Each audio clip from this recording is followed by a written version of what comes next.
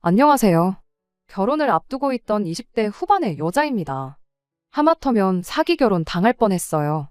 처음에는 예비시 부모님이 문제인 줄 알았는데 알고 보니 결혼 상대였던 남자친구가 더 문제였네요. 오는 6월에 결혼식을 올리기로 되어 있었고 정말 청첩장 돌리기만 하면 모든 준비가 끝난다고 봐도 될 정도로 결혼을 코앞에 두고 있었습니다. 남자친구는 저보다 6살 연상입니다. 연애는 2년 반 정도 했고요. 남자친구 나이가 있다 보니 남자친구 입에서 결혼 이야기가 먼저 나왔어요. 아무 문제 없이 연애하고 있었지만 생각지도 못한 결혼 이야기에 당황스러웠던 건 사실입니다. 마음의 준비는 되어 있었을지라도 현실적인 준비는 되어 있지 않았거든요. 못해도 제 통장에 1억 정도는 모아놓아야 한다고 생각했는데 실상은 그의 절반도 안 되는 4천만 원이 전부였었기 때문이에요. 남자친구한테도 솔직하게 말했어요. 나랑 평생 함께 살고 싶다는 말은 고마운데 현실적으로 나는 아직 준비가 안 된 것 같다고요. 남자친구는 처음에 제가 돌려서 거절하는 건 줄 알았대요. 그런데 제가 제 입으로 1억 원은 모아놓고 결혼하고 싶다는 사실을 말해왔을 때 그때서야 제가 싫어서 그러는 게 아니고 경제적인 여건 때문에 결혼을 망설이고 있다는 걸 알았다고 합니다.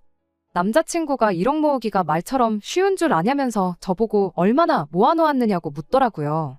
아직 반도 못 모았다고 하니 2천이냐, 3천이냐 하면서 제가 정확하게 얼마를 모았는지 떠보려고 하길래 오빠는 얼마나 모아놓았냐고 제가 먼저 물었습니다. 오빠가 말해주면 나도 말해주겠다고요. 남자친구는 끝까지 대답을 해주지 않았어요. 네가 아직 어려서 잘 모르나 본데 결혼이 서로 사랑해서 하는 거지 돈 쫓아서 하는 거 아니라고 보라고 그렇게 돈 잘 번다는 연예인들도 이혼하지 않느냐. 돈 많아도 마음 안 맞으면 갈라서고 그러는 게 이혼이라고 하면서 말을 돌렸습니다. 그때 직감하기는 했어요. 모아놓은 돈이 별로 없는가 보구나 하고요. 남자친구 말이 100% 틀린 말은 아니에요. 돈만 보고 결혼한다고 무조건 행복한 건 아니라는 걸요. 하지만 사랑이 밥 먹여주는 것도 아니고 무엇보다 제가 정말 돈만 보고 결혼을 생각했다면 애초에 남자친구랑 연애를 시작조차 하지 않았을 거예요. 제가 뭐 원하기만 하면 아무나 골라서 만날 수 있다는 식으로 제 스스로를 과대평가하는 게 절대 아니에요. 하지만 적어도 평범한 집안에 평범한 회사 다니는 남자친구랑 연애를 하는 것보다 요모조모 조건 따져가며 학벌의 직장도 보고 부모님 재산도 보고 그랬을 테죠. 제가 보고 싶었던 건 결혼을 하기 위해 남자친구가 그동안 얼마나 노력하고 미리미리부터 준비해왔는지 였을 뿐이었습니다. 그런데 뭐 당장에 자기를 TV 어디만 틀어도 나오는 톱스타들하고 비교를 하고 있으니 살짝 어이가 없었어요. 저나 남자친구가 직장이 같은 지역에 있어요. 서울 집값도 어마어마하지만 저희 회사가 있는 지역은 집값이 웬만한 서울 뺨치거든요. 적어도 신혼생활 시작할 전세자금 정도는 대출 없이 구할 만큼은 수중에 들고 있으면 좋겠다 싶었거든요. 처음부터 회사 근처에 자가로 아파트 구해서 신혼생활 시작하고 싶은 생각은 눈꼽만치도 없었어요. 하지만 고민이 되더라고요. 남자친구는 좋은 사람이었지만 결혼 생각을 하니 갑갑해져 왔어요. 계산기를 두들겨 보면 볼수록 답이 안 나오고 우리가 아직 준비 안 된 건 생각도 안 하고 그냥 나이도 찼고 연애도 적당히 오래 했으니까 결혼하자고 하는 건가? 그런 생각도 들기 시작하니 우울해지기까지 하더라고요. 또 그렇다고 모아놓은 돈이 없다고 해서 여태 만나온 시간 뒤로 하고 오빠는 아닌 것 같으니 헤어지자 말하기도 좀 아니다 싶었어요. 제가 그냥 너무 돈에 환장한 속물 같아 보이지는 않을까 그런 걱정을 했었던 것 같습니다. 아무튼 고민 끝에 결국 결론을 내렸어요. 1년만 더 시간을 두고 보자고요. 남자친구가 대번에 헤어지자고 하는 거냐고 묻길래 그게 아니라 반은 결혼은 승낙한 거나 마찬가지인 소리니 걱정 말라고 했어요. 나도 오빠랑 연애하면서 결혼 생각을 아예 안 해본 건 아니다. 청혼은 너무 고맙지만 현실적인 문제도 있고 하니 우리 딱 1년만 같이 고생해서 돈을 열심히 모아보자고요. 그래도 연봉이 제가 4천 후반, 남자친구가 5천 중후반 정도 되었으니 돈을 아예 모으지 못할 정도는 아니었거든요. 당장 불편하기야 하겠지만 회사 근처에 있는 원룸도 빼서 조금 더 저렴한 곳으로 들어가고 핸드폰도 당분간은 알뜰폰 요금 쓰고 김밥하고 떡볶이만 먹어도 되니까 데이트 비용도 한번 최대한 줄여보자고요. 그래서 둘이 딱 더도 말고 덜도 말고 6천만 원만 모아보자고 했죠. 제가 모아놓은 돈이 4천이 조금 넘었었으니 그거랑 합치기만 해도 1억이 될 테고 남자친구가 말은 안 해줬지만 분위기 보아하니 1억은 절대 안 되겠지만 못해도 5천 정도는 모아놓았겠구나 싶었거든요. 그럼 그렇게만 더해도 1억 5천. 솔직히 제 기준에는 여전히 택도 없는 금액이었지만 신혼부부 전세대출 받아서 전세 구하고 하면 어떻게든 되겠다는 계산이 있었거든요. 남자친구도 표정은 썩 내키지 않아 보였지만 알겠다고 한번 같이 모아보자고 일단은 동의를 하더라고요. 그렇게 허리띠 졸라매가는 몇 달이 계속되었어요. 남자친구는 고기도 먹고 술도 먹고 싶다고 아주 난리였지만 단호하게 전부 거절했습니다. 그래도 차곡차곡 쌓이는 돈을 보니까 남자친구도 직접적인 불만은 말을 못하더라고요. 그러던 어느 날 남자친구가 이제 돈 모으는 거 그만하자고 대놓고 저한테 말을 해왔습니다. 결혼을 안 하겠다는 거냐 물었더니 남자친구가 그런 게 아니라고 자신있게 한마디를 하더라고요. 요즘 결혼을 누가 자기 돈 가지고 하냐고, 결혼은 부모님 돈으로 하는 거 아니겠냐고 하면서요. 그러면서 좋은 소식이라고 말을 꺼내더니 남자친구 부모님이 집을 해주시기로 했다는 말을 꺼내는 거예요. 그러니 이제 우리 돈 좀 그만 모으고 맛있는 도 먹고 갖고 싶은 것도 사고 좀 그러자는 겁니다. 자세한 이야기를 듣자 하니 예비 시부모님이 한 집에서 평생을 쭉 살아오셨는데 요 근래 10년 사이에 집값이 엄청 올랐대요. 낙후된 동네이긴 하나 그래도 서울이라고 정리하면 5억, 6억 정도는 된다고 하더군요. 그리고 이번에 은퇴하면서 경기도 외곽 쪽으로 이사를 가니 많이 하시는 중이랍니다. 두 분이 오손도손 살만한 작은 전세집을 알아보고 계신다 했고, 그러면 차익이 생기게 되니 그 돈을 저희 집 구하는데 지원을 해주시기로 했다는 거예요. 그 돈이면 신축 빌라 정도는 무리 없이 하나 구하지 않겠냐는 거였어요. 예비 시부모님이 집을 해주신다는데 그 사실만으로도 엄청 감사했죠. 한편으로는 남자친구가 부모님 노후 자금까지 빼서 결혼을 하려고 한다는 게 얼마나 진심으로 나랑 결혼을 하고 싶으면 저럴까 하는 생각도 들었습니다. 돈은 한참 모으는데 속도가 붙던 와중이었지만 가장 골칫거리였던 집 문제가 해결되었으니 일단 하루라도 빨리 집을 구하고 결혼 준비를 하는 게 우선이라고 생각했어요. 퇴근길이고 주말이고 시간이 남으면 남는 대로 직장 근처 부동산 돌아다니면서 괜찮은 매물이 있는지 알아보러 다녔습니다. 열심히 발품 팔면서 돌아다니다 보니 적당히 괜찮은 아파트를 하나 찾았어요. 평수는 많이 작은 편이었지만 그보다 더 작은 원룸에서 내내 살아왔는데 뭐가 문제될 게 있나 싶더라고요. 부동산에서 말하길 신혼부부들이 시작하기에도 딱 좋은 곳이라고 하고 출퇴근거리며 주변 시설이며 나무랄 게 하나도 없었어요. 너무 마음에 들었지만 하나 마음에 걸리는 게 있었는데 예비 시부모님이 집은 전세 말고 매매로 구하라고 당부를 했다는 거였어요. 하지만 이쪽 지역 아파트 가격이다 보니 아무리 예비 시댁에서 큰 돈을 지원해주기로 했어도 아파트 매매는 꿈도 못 꿀 일이었죠. 돈을 해주겠다고 했을 때도 신축 빌라를 콕 집어서 이야기했던 걸 보면 말 다 했죠. 남자친구한테 집을 보여주면서 부모님을 설득해달라 물어보기도 했지만 남자친구는 단칼에 거절을 했어요. 빌라는 팔 때도 어렵다더라 하면서 오빠가 말하기 뭐하면 내가 직접 물어보겠다고까지 말했지만 안 되는 건 안 되는 거라며 고집 부리지 말라고 하더라고요. 저희가 모아놓은 돈도 있었고 또 몇 달 안 하긴 했지만 아껴 쓰면서 마음 먹고 모으면서 못해도 3년이면 2억 이상은 모을 수 있겠다는 확신이 있었거든요.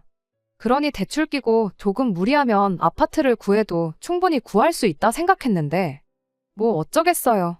결국 그 아파트는 포기하고 빌라 쪽으로 눈을 돌려 찾아보기 시작했어요. 빌라는 매물도 많았고 해서 비교적 신축의 내부도 올술이 되어 있는 빌라를 하나 구할 수 있었습니다. 평수도 30평대로 크고 내부도 삐까번쩍해 보였지만 자꾸 그 아파트가 눈에 밟히는 건 어쩔 수 없더군요. 집은 남자친구 부모님 명의로 계약을 했어요. 몇 년 살다가 저희 이름으로 명의를 바꿔준다고 했거든요. 내 돈 한 푼 들어가는 거 없는데 공동명의 안 해주냐고 따지고 싶은 마음도 없었고 오히려 그게 맞다는 생각이 들어서 저도 아무 불만은 없었습니다. 어쨌든 집이 구해졌으니 그 후에는 결혼 준비를 시작했어요. 본격적인 결혼 준비 시작하자마자 예비시댁에서는 예단으로 자동차 한 대를 요구해왔습니다. 아무래도 외곽 동네로 이사를 가게 되니 자동차 한 대는 필수로 필요하다고. 그런데 저희 집 해주는데 대부분의 돈을 사용했고 그렇다고 노후자금 털어서 차를 구입하자니 괜히 그랬다가 나중에 저희한테 손 벌리는 상황이 생길 수도 있지 않겠냐고 그렇게 되는 건 원치 않는다고 하면서요. 저희 부모님께서도 집을 해주셨는데 당연히 그 정도는 하는 게 맞다고 하셨고 남자친구랑 제가 모아놓은 돈도 그대로 남아있는 상황에 신혼집에 혼수 채우고도 많이 남게 생겨서 요구하는 대로 국산 준중형 차 한 대를 뽑아드렸어요. 그 후에 예비 시부모님이 이사 준비를 하기 시작하셨죠. 주말이면 남자친구랑 찾아가 집 정리하는 거 도와주고 그랬어요.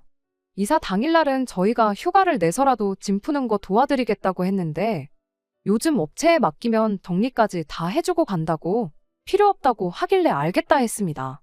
사실 제가 간다고 뭐 그렇게 큰 도움이 되지 않을 거라는 건 저도 알고 있었기 때문이에요. 대신 이사 끝나고 나면 집 들일 때 제가 크게 한턱 쏘겠다고 약속을 했죠. 예비 시부모님 이사하는 날이 다가오던 어느 날 예비 시어머니한테서 아주 큰일이 났다고 전화가 왔어요. 지금 살고 있는 집을 빼줘야 하는데 새로 구한 집에 날짜를 맞춰서 바로 못 들어갈 상황이라고요. 무슨 일이냐 물으니 새 집에 잔금 처리하는데 무슨 문제가 생긴 것 같다며 이걸 어쩌냐며 난색을 표하시더라고요. 그때 마침 저희 신혼집이 생각이 났어요. 어차피 결혼식 올리기까지 시간이 많이 남아있던 상황이었고 저나 남자친구가 돈 모은다고 원룸을 옮겼었는데 그 원룸이 계약이 남아있어서 신혼집은 결혼식 올리고 나서 같이 들어가 살기로 했었거든요. 어차피 예비 시부모님 돈으로 해준 집이기도 하고 저희가 결혼식 올리기 전까지는 빈집이니까. 일단 그 집에 들어가 계시고 이사갈 집 문제를 해결하는 게 어떻겠냐고 제가 먼저 제안을 했죠. 처음엔 예비 시부모님은 그래도 어떻게 신혼집인데 당신들이 들어가 살겠냐며 거절하셨어요. 저는 바보같이 이게 처음부터 전부 짜여진 판이라는 건 생각도 못하고 예비 시부모님을 설득했죠. 집을 빼줘야 하는 상황에 어디 가 계실 곳도 없는 거 아니냐. 그냥 몸만 가시는 것도 아니고 짐도 있는데 남자친구 원룸에 들어가 계실 상황도 아니지 않느냐고요. 잔금 문제만 해결되면 이삿날이야 다시 정하면 되는 거 아니겠냐고. 이사 비용이 2배로 들긴 하겠지만 그게 뭐가 중요하냐고 했죠. 예비 시부모님은 마지못해 그럼 그렇게 해야겠다고 저한테 고맙다고 해줬습니다.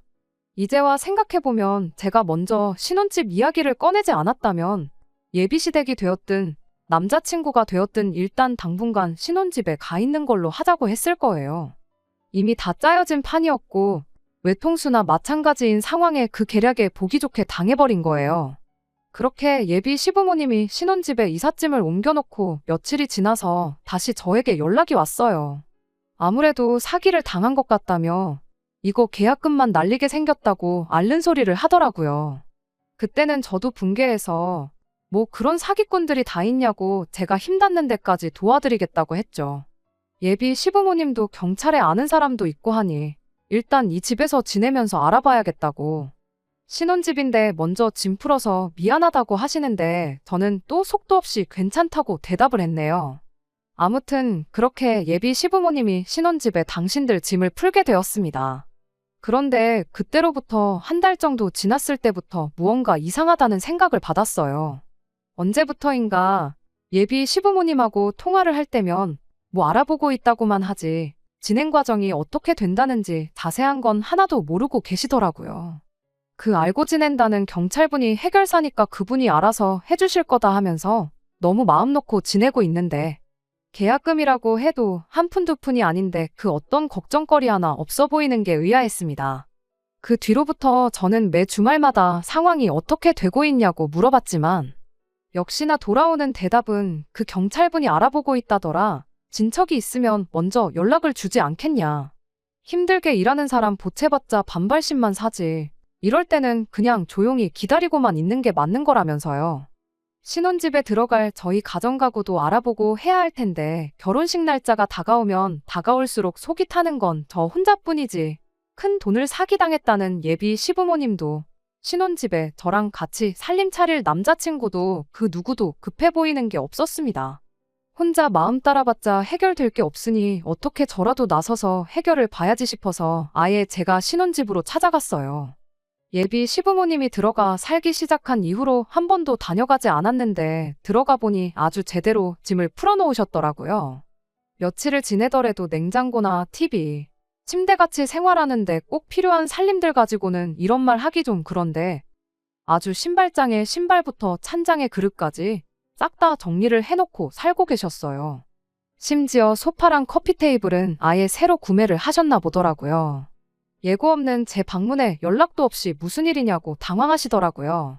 제가 긴히 말씀드릴 게 있다고 하니 제 의도를 눈치챈 건지 남자친구도 집으로 부르더군요. 우리 아들 오면 그때 같이 이야기하자고 일단 저한테 차 한 잔 내주시고 소파에서 기다리고 있으라고만 하셨습니다. 남자친구 없어도 충분히 할 수 있는 이야기인데 기어이 남자친구를 부르겠다니 그때부터 무언가 안 좋은 촉이 들기 시작했어요. 곧이어 남자친구가 집에 도착했고 어렵게 이야기를 꺼냈는데 그때 곧바로 본색을 드러내더군요. 너네한테 집 구해주려다가 팔자에도 없는 사기도 다 당해보고 요즘 심적으로 너무 힘들고 지쳐서 새로 집을 알아보고 싶은 생각이 없다더니 마침 집도 넓은데 그냥 이 집에서 다 같이 지내는 게 어떻겠냐고 대놓고 통보를 하더군요. 빈 방도 많은데 놀려서 뭐하냐고 일단 한번 같이 살아보잡니다. 평생 같이 살자는 건 아니고 당신들도 이 사건이 어느 정도 정리되고 하면 그땐 이사를 나갈 테니 절대 합가하자고 하는 소리가 아니라는데 솔직히 이 상황에 그 말을 누가 믿겠어요. 시간이 해결해 줄 거라며 느긋하게 있을 때부터 어느 정도 안 좋은 예감이 들긴 했는데 이 정도 일 줄은 상상도 못했죠.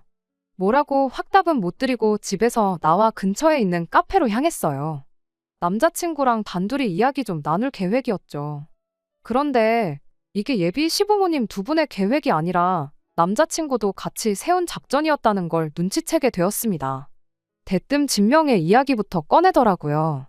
사실 따지고 보면 집도 우리 부모님 이름으로 되어 있는데 우리가 나서서 나가라 마라 할 수도 없는 노릇이지 않느냐고요. 그리고 생각해보면 우리한테 이득이라는 거예요. 일단 부모님이 살림살이 쓰던 거 다 가져왔고 필요한 건 전부 새 걸로 구입하셨으니 우리 혼수 비용을 아낄 수 있다는 거죠.